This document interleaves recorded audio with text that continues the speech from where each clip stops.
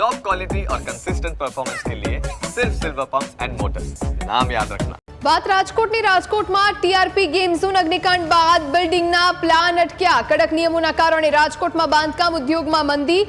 અગ્નિકાંડ બાદ આરએમસી 11 પરિપત્ર કરી કડક નિયમો બનાવ્યા। 6 મહિનામાં આરએમસીએ માત્ર એક જ હાઈરાઇઝ પ્લાન મંજૂર કર્યો। બીયુ સર્ટિફિકેટ પેન્ડિંગ હોવાથી કરોડોનો ટર્નઓવર ઠપ થયો છે।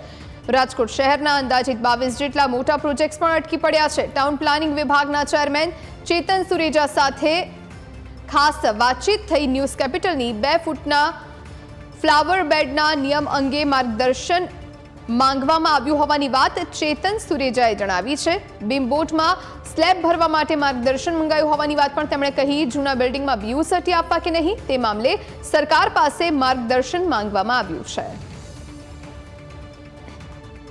ટેકનિકલી વિસંગતતાઓના કારણે આખું પ્રકરણ રાજ્ય સરકારમાં ખાસ કિસ્સામાં મંજૂરી માટે રાજકોટ મ્યુનિસિપલ કોર્પોરેશને મોકલાવેલું છે।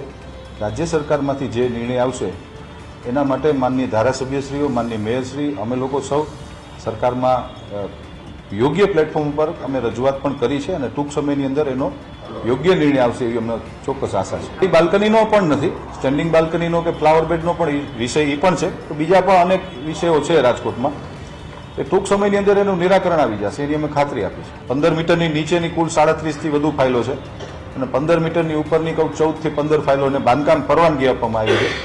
ટીપીના જીડીસીઆર મુજબ જે નિયમો છે એ મુજબ તમે પ્લાન સબમિટ કરાવો એટલે મંજૂરી મને મળવાપાત્ર છે। રાજકોટ શહેરમાં ટીઆરપી ગેમ ઝોન અગ્નિકાંડ બાદ 6 મહિનામાં માત્ર એક જ ફાઇલ ટાઉન પ્લાનિંગ વિભાગ દ્વારા પાસ કરવામાં આવી છે અને અનેક કરોડોના વ્યવહારો ઠપ છે, એટલે કે ફાઇલ એક પણ પાસ નથી થતી। આપણી સાથે ટાઉન પ્લાનિંગ વિભાગના ચેરમેન ચેતનભાઈ સુરેજા જોડાયા છે।